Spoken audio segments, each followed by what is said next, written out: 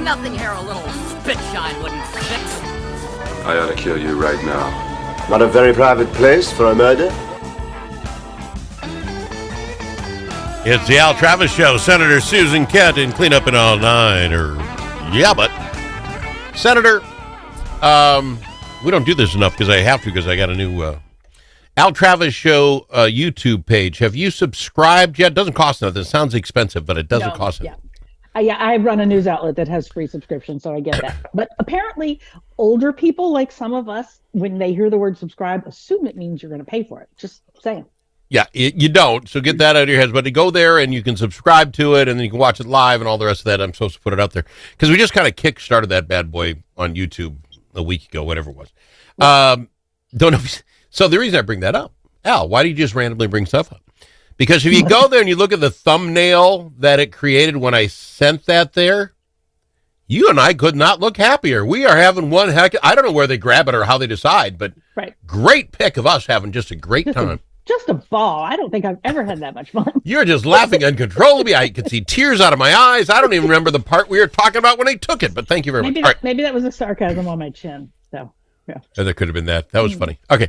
Now I'm off course. Okay, back to course. So when we went, we had kind of talked about the Senate seat now and the governorship. So we got those two taken care of. Now, I will preface this from my side because they're going to get mad at me for my take on this because I'm going to be honest until it's done.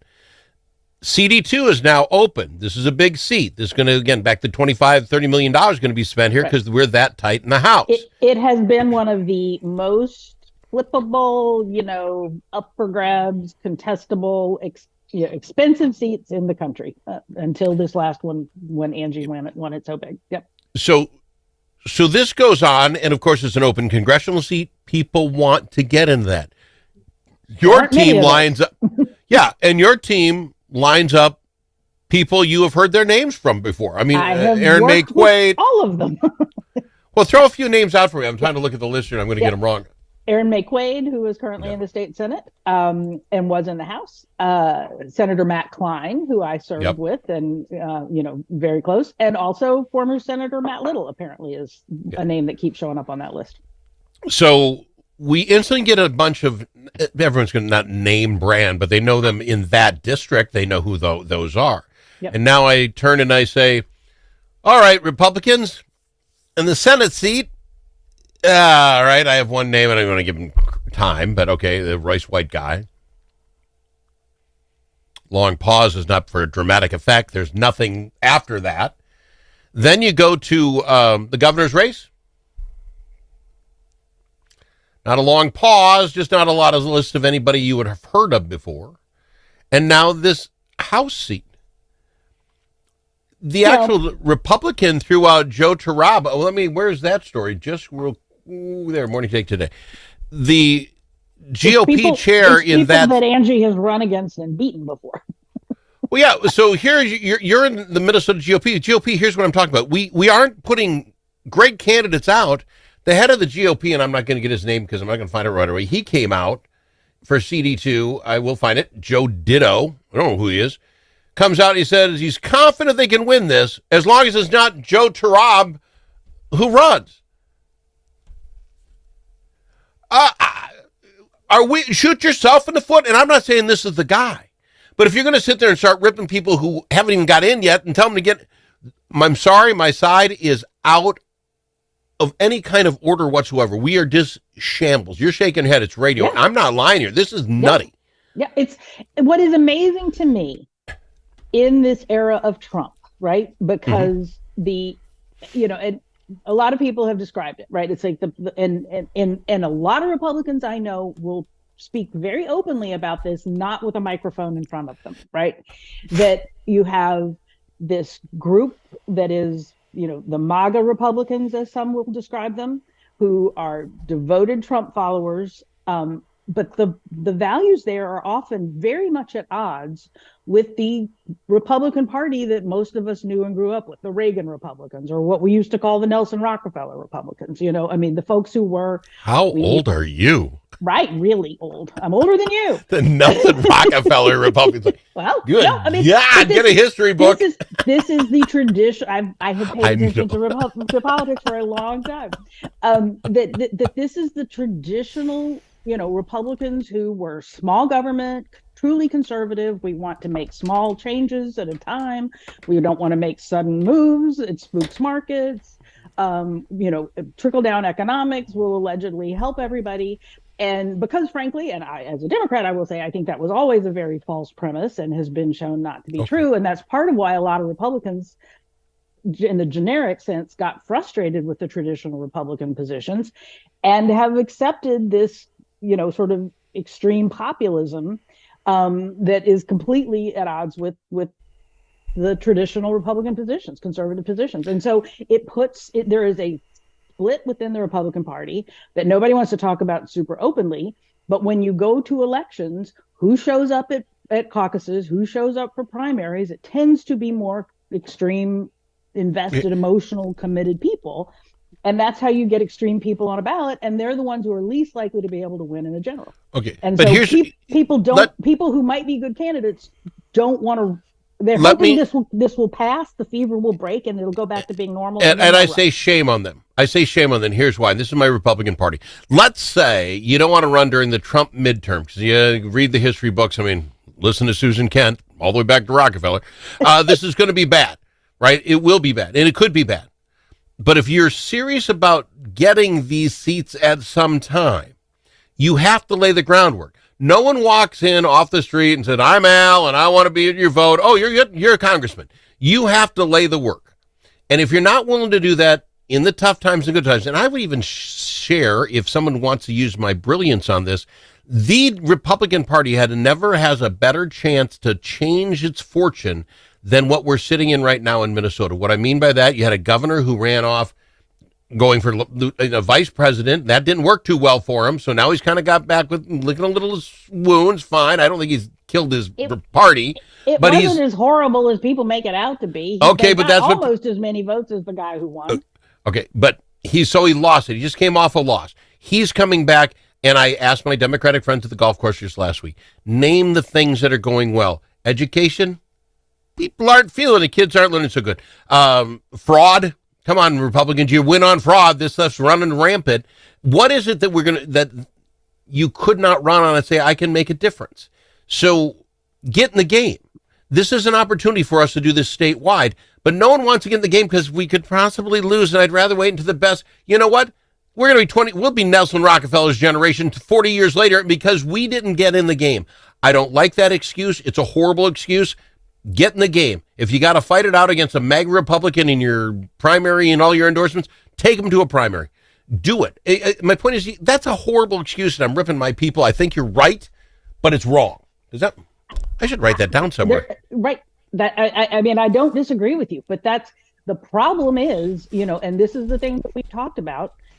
I've said this a bunch of times on this show. There are a lot of people, leaders, podcasters, writers, people who go on TV shows and talk, and media channels, websites, etc., that make a lot of money from lying to people, right?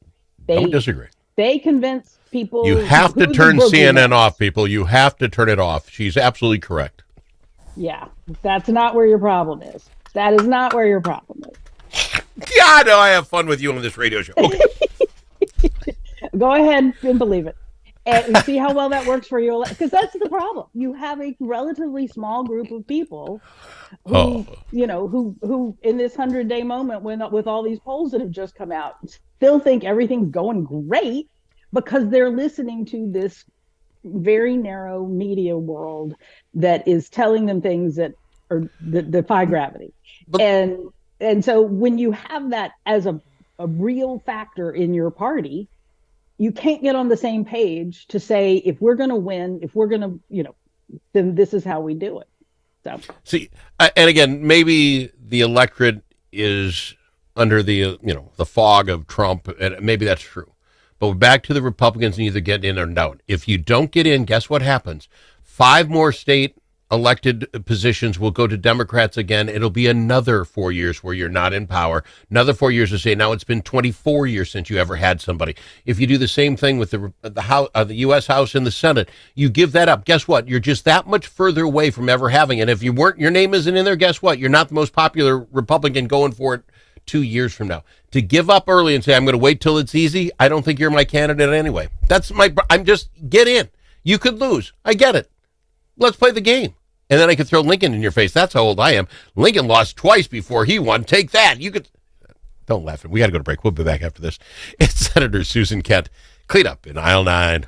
Chanhassen Dinner Theaters brings you its most popular show of all time, Grease. You'll hear all your favorite hits from the Broadway musical and the movie.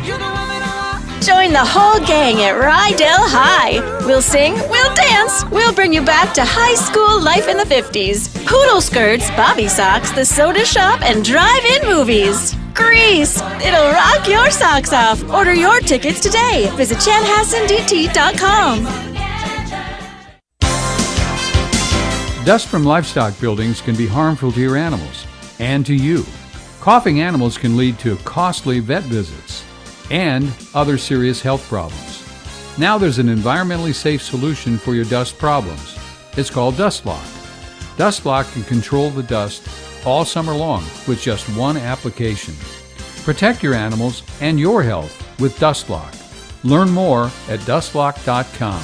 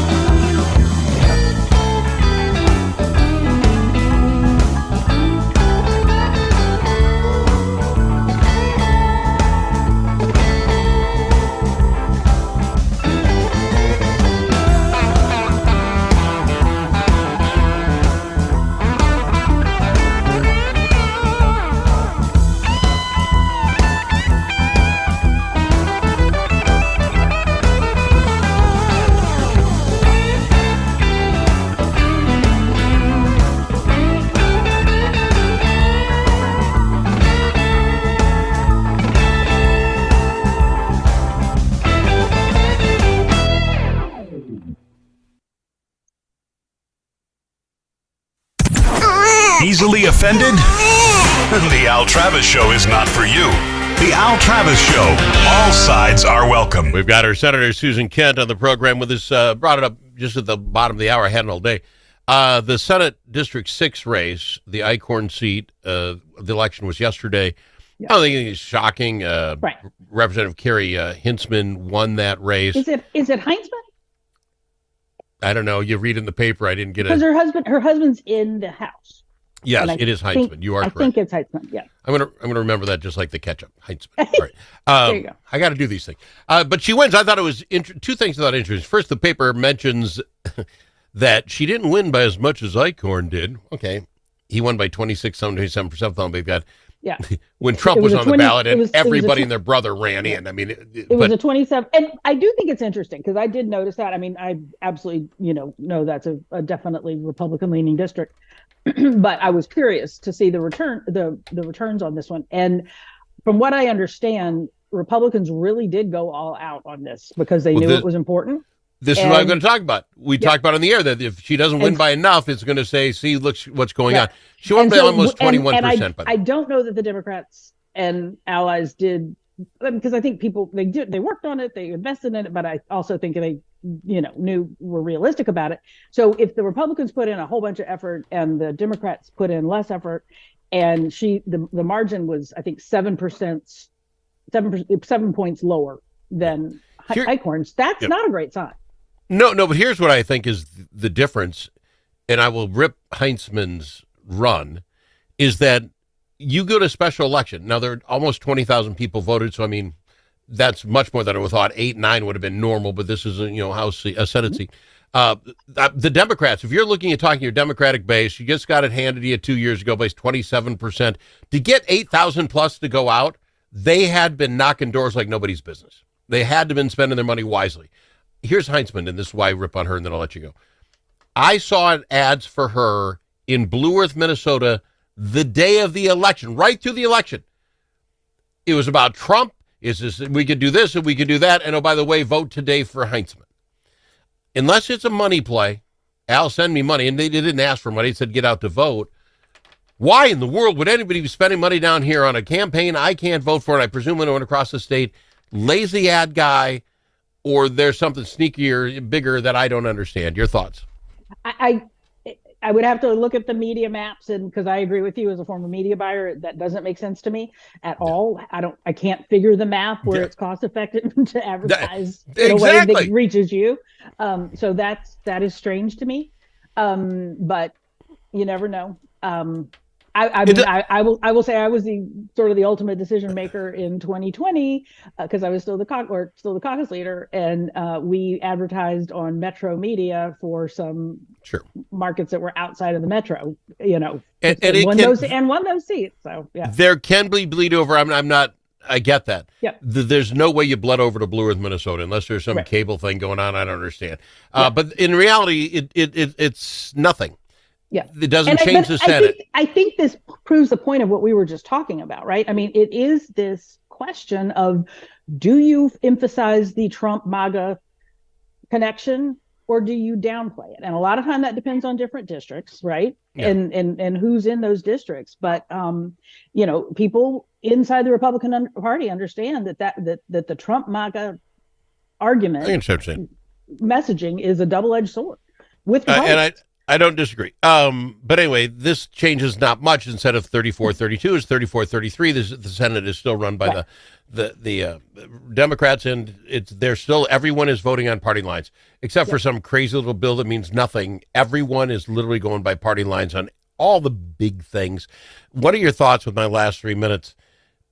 We're now to 2.5 weeks. They have 2.5 weeks to get this stuff done. I have seen nothing move that changes the ball in any way. As far as the House getting closer to the Senate, what's going to happen? I think, the problem that I have observed in my tenures in the legislature was that compromising early is painful. Yeah, you know you're going to have to compromise, but doing it sooner rather than later, which is how things run on time, is hard, because that's when your allies know that you have folded on something that they really cared about, and they make your life pretty miserable. So that's why, in my opinion, when Republicans were in charge in the House, we had so much trouble, because they knew they were going to have to compromise on some things, and they didn't want to do it, and they run it. That's how they run it to the last minute, and we always had to go into special session to wrap everything up. My hope is, because in theory in the House, because of the clear division, the 50-50 split, and the co-chairs and the way they have structured it, for the most part, as they've described it, they've sort of pre-confereed the bills, if you want to get way inside legislative baseball. Yep. But those compromises had to be made just to get the bills out of committee. And then so that means they're going to have enough agreement to get passed on the floor. And then it's going to be a question when it goes to the Senate and how that process plays out. They have enough time to do it. It's just, will people, suck it up and do it right? I think there's, and they have passed off the floors, big bills. They have a couple of last I looked, education and HHS were the big sticklers. And that's because they're the biggest parts of the budget. But once they get a few of those things resolved, it'll go pretty fast. I am absolutely running out of time. Give you 10 seconds when I'm done. What bothers me about what you just said was 100% correct, and you've been there, done that, is that I would really hope more out of my legislators that I know I have to compromise, but I'll wait to the last second so no one can tell me I was wrong earlier. We have to, pardon the expression, man up. Well, citizens, and this is a majority in the middle thing, citizens have to support compromise sometimes. We have to recognize that to govern, and particularly in a divided government, that's the reality. I'm out of time. Love having you on. Glad you're back. Good seeing you. Senator Susan Kent. Yeah, but we're clean up in aisle 9.